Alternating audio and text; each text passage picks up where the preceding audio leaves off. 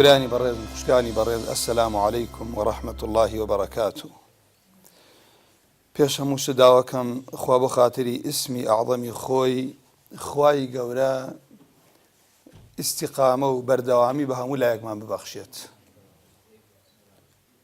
خوای پەروەردگار لەو کەسانەمان بگێڕێ کە بەڕاستی شایەتی بدەین تەناخوا شایستی پەرستنە و لەو کەسانەمان بگێڕێ کە ئێمە بەڕاستی شوێنی محەممەد المستەفا بکەوین. ئامین یا رب العالمین. پێغەمبەری ئازیز صلی الله عليه وسلم لە فەرمودەیەکی صحیحا فەرمێت: اللهم من آمن بك وشهد أني رسولك فحبب إليه لقاءك.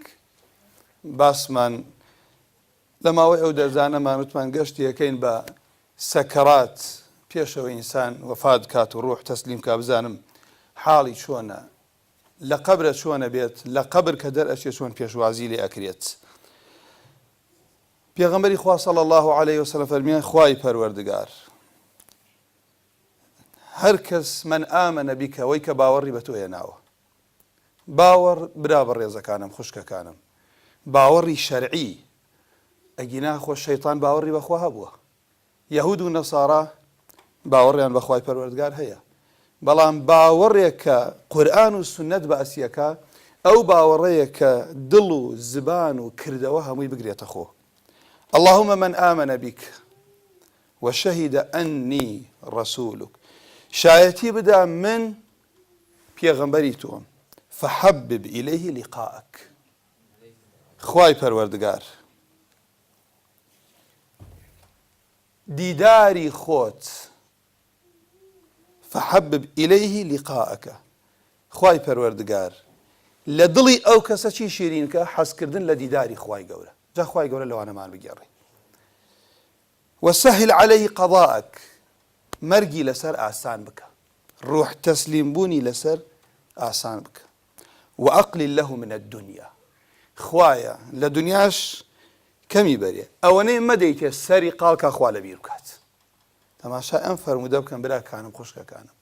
یعنی کەوا بوو هەر کەسێ خوا دنیای ڕەشتە سەریە خوای لەبیر بردەوە خوا خۆشی ناوێ. ئەوە دوعاکەی پێغەمبەرە صلی الله عليه وسلم گیرۆدەی بووە. چکە ئەفەرمێت: ومن لم يؤمن بك، هەر کەس باوەڕ بە تۆ ناهێنێت، ولم يشهد أني رسولك، شایەتی نادا من پێغەمبەری تۆم نێراوی تۆم، فلا تحبب إليه لقاءك، دیداری خۆت لە دڵیا شیرین نەکەی. ولا تسهل عليه قضاءك، مەرگیشی سەکەراتی لەسەر ئاسان نەکەی. وأكثر له من الدنيا، دنیاشی زۆر بدەرێ. بەڵام ئەگەر خوای گەورە بیداتە کەسی وەکو ئیمامی عوثمان دنیا بڕێژێتە سەریە، بەڵام لە دەستیا بێ بۆ خزمەتی ئەو دینەوە نیعمەتی خوای پەروەردگارە. شاید لێرە من ئەمێ ئەوە بڵێم برا بەڕێزەکانم خوشکەکانم، با ئێمە بزانین بۆ موهمەتی خوای ئەمە هێناوەتە بوونەوە. ئێمە بێئیش نین، خوا بە بێهود دروستی نەکردوین. بەخوا ئەوەی سەرقاڵی خزمەتکردنی دینی خوایە، ئەمە براوەیە لە دنیا و لە ئاخرەتیشە. چونکە لەسەر چی بژیت، لەسەر ئەوە ئەمریت، لەسەر ئەوەش زیندوو ئەبیتەوە. وەکو دەرسەکانی پێشووتمان پێغەمبەری خوا فەرمێ صلی الله عليه وسلم: کەسێک هات بۆ لای وتەی پێغەمبەری خوا: كيف تقول في رجل أحب قوما ولم يلحق بهم؟ کۆمەڵێکی خۆشەوێ بەڵام کردەوەی ناگاتە ئەوانە، مەبەستی خۆی بوو، خۆی بە کردەوەکانی خۆی بە کەم ئەزانی، پێغەمبەریشی خۆشەوێ صلی الله عليه وسلم. پێغەمبەری خوا فەرمی: المرء مع من أحب. ئێستا ڕۆینە سەر ئەو باسە بزانم مەبەستمان چی. ئینسان لەسەر لەگەڵ ئەو کەسەیە خوا حەشرێکا کە خۆشی ئەوێت. کەسێکی دەشتەکاوتەی پێغەمبەری خوا صلی الله عليه وسلم: متى الساعة، قیامەت کەی دێت؟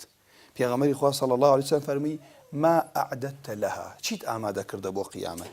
فەرمی: ئەی پێغەمبەری خوا، وەڵاهی نوێژی زۆرم بۆ ئامادە نەکردووە، ڕۆژووی زۆرم بۆ ئامادە نەکردووە، خێراتی زۆرم نییە، ولكني أحب الله ورسوله، بەڵام والله من خوا و پێغەمبەرەکەیم خۆشەوێ. پێغەمبەری خوا فەرمی: أنت مع من أحببت. ئیمامی بوخاری ڕوایەتیەکان فەرموودە تۆ لەگەڵ ئەوە حەشرەکەی کە خۆش دەوێت. ئەنەس ئەفەرمێ هیچ فەرموودەیەک نەبوو ئەوەنەی ئەمە هاوڵانی پێغەمبەر صلی الله عليه وسلم لە پاش ئیسلام دڵی پێخۆشکەن. بەڵام خۆشەویستی خوای پەروەردگار عەزە وەجەل چۆن دەرەکەوێت تۆ نیشانە چییە برایە خوشکیە تۆ بەڵگە چییە خوا و پێغەمبەری خوات خۆشەوێت خوای گەورە فەرمێ قل إن كنتم تحبون الله ئەی محەممەد بە ئومەتەکەت بڵێ ئەگەر ئێوە خواتان خۆشەوێ فاتبعوني کابوو لە بەرگتە لە پۆشاکتە لە سیاسەتە لە ئیعلامتە لە عیبادەتە ئەو تێ ئەم مەسئلە سنەتە ئینسان پێغەمبەرت خۆش ناوێت صلی الله علیه وسلم معقول نییە مەشروع نییە کەسێک بڵێ من خوام خۆشەوێت و شوێنی عارەخۆری بکەوێت کەسێک بڵێ من خوا و پێغەمبەرم خۆشە شوێنی کەسێک بکەوێت نوێژ نەکات یعنی ئەمە مەشروع نییە شتیوا چۆن نەبێت تۆ ئەبێ لەگەڵ صادقی نابووی تۆ لە نوێژە ئەڵێ هەموو ڕۆژێ ئیاکە نەعبود و ئیاکە نەستەعین اهدنا الصراط المستقیم خوایە من تەنها تۆ ئەپەرستم تەنها داوای کۆمەکی لە تۆکەم خوایە ڕێنماییم بکە بۆ ڕێگا ڕاستەکە صراط الذين أنعمت عليهم ڕێگای ئەوانەی نیعمەتت ڕژدۆتە سەریان لە پێغەمبەرانن صدیقینن شوهەداء صالحین پێغەمبەران صدیقین شەهیدەکان پیاوچاکان کە تۆ داوای ئەمە لە خوا ئەەکەی دوای ئەوەی کە سەلام ئەدەی تۆ دوای ئەوە تۆ ئەڕۆی شوێنی کەسێکەکەوی دوورە لە مزگەوتۆ دوورە لە عیبادەتۆ دوورە لە قورئانەوە بۆیە من لێرە ئەم پێشەکەش خۆ من مەبەستێکم هەبوو یعنی حتا جاری پێشوو لە بەرنامی پێشووە دەرزی پێشوو کەسانێک خەڵک چیەتی و ئێمە باسی چی ئەەکەین گلەی لەوە ئەشێ لەو باسان نەکرابێ کاکە خەڵک لەکوێ بە قسەی خوای کردە تا خوا بەرەکەتی خۆی بۆ جێبەجێ بکات ئیمامی ئەبوو بەکر نەیفەرموتم یەک وتاری یەک دێڕ بوو فەرمی یا ئەیوها الناس أي خلقينا أطيعوا الله فيما أمركم ينجز لكم ما وعدكم خلقينا قرايلي أمري خوابن خواي قورة بلينا كاني خويتان بوجه بجيكا وتاركي توابو إيهاشا كيوكا خلقيكا هولي داوة تيكوشا هولي داوة ديني خواب قررتو هولي داوة خلقي خواب برسي هولي داوة خلقي دين داربي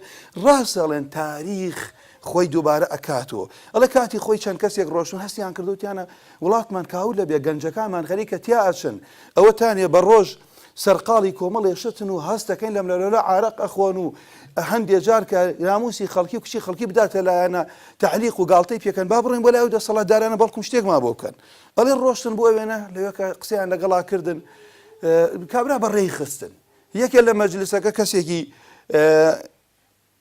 دنیایی بوو پولەکی بوو بەڵام بەرچاوی ڕوون بوو هاتە دەرەوە لەگەڵیانە وتی خەڵکینە بەخوا قسەکانتان ڕاست بوو بەڵام لە دەرگادانەکەتان هەڵە بوو تیان چۆن وتی ئێوە هاتون باسی ئەو شتانەتان کردووە لەلای لە شوێنێکە باستان کردو خەڵکە خۆی عارەقە خوا بەتەنها ئەو خەڵکە خۆی گوێ ناداتەوەی تعدا لە ناموسی خەڵک ئەو خەڵکە خۆی گوێ ناداتەوەی پارەی خەڵکی بخوا هێوە داوە لە کێ ئەکەن ئەو خەڵکە چاکات ئێمە و خەڵکەمان ڕووی کردە شەرق و غەرب و ڕووی پشتی لە خوای پەروەردگار کرد ئەوەی وڵاتی ئێمەی پەرتەوازە کرد ئەوەی ئێمەی کردوتە ئالێ بە دەستی خۆی بۆ بەرژەوەندی خۆی ئەمریکا و شەرق و غەرب بوو ئینجا معقوڵە بێنگلەی لە خوای گەورە بکەین با بە قسەی خوا بکەین بزانم خوای پەروەردگار چۆن وەکو چۆن عەرەب هیچی نەبوو ئیمامی عومەرە فەرمی عەزیزی کردین بەخوا خوا عەزیزمانەکات بەڵام تۆ تەماشاکە لە پۆشاکی خوشکانمان و تەماشاکە لە کەسابەت و تەماشاکە لە مەسەلەی ئازادی عارە خواردنە لە مەسائلی فاحیشەیە لە ڕیبایە لە گەورەترین شت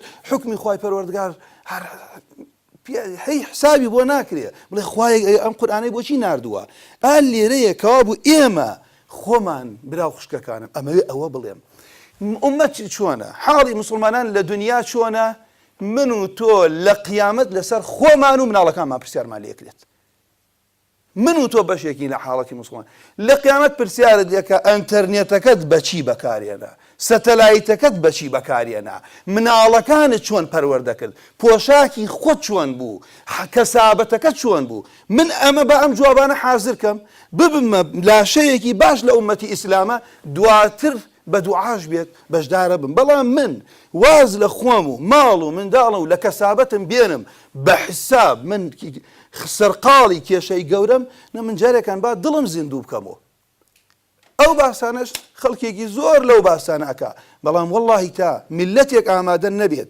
زۆر جوانی فەرمۆشی حەسەن بەنا خوا بە شەهید وەری بگرێ ئەفەرمێ ئەقیموا دولة الله في قلوبكم تقم على أرضكم يهو دولتي خوالة ضلي خوتانا دروسكن خوالة سر عرض بوتان دروسكن من ماڵی خۆت و خێزان و دوو مناڵە بەرپرسیاری لێی ئەمس یەکەسە ناتوانی چاکەی ئیتر دوای ئەوە دێین کۆمەڵێ شتەکەین جا لەبەر ئەوەی من مەبەستم لەوە بوو ئێستا ئێمە موسڵمان ئەبێ پاش تەوەکڵکردنە سەر خوای گەورە خۆی سپاسی خوا بکە کە خوا هیدایەتی داوە. تۆ بێ خۆت خەمی ئەو دینە و ئەو میلەتە بخۆ بەوەی کە چونکە ئەبێ وەکو کەسانێک ناهێڵن تاوان و تعداکردن و شتە بێت ئەبێ قوتابخانەی یوسفی بڕی بێت حەوت دەرگای لێ داخەر ئەنجا لە خوا بترسێت تاوان نەکات. دا لەبەرەوە برا بەڕێزەکانم ڕاستی گلەیکردن خوشکەکانم ئەو گلەیانە زۆر شوێن و جێگای خۆی نییە. جا ئێمە بەم کردەوە کەمەی خۆمانەوە باوکو خوا لەگەڵ پێغەمبەرە حەشرمان کا بەوەی کە پێغەمبەری خوامان خۆش بێت. بەڵام چۆن ئێمە بزانین پێغەمبەرمان خۆشەوێ نیشانە ئەوەی خوا ئەفەرمێ فەتەبیعونی لە عەقیدەکەی لە عیبادەتەکەی لە هەڵسوکەوتێ لە کار و کەسابەتەکەی.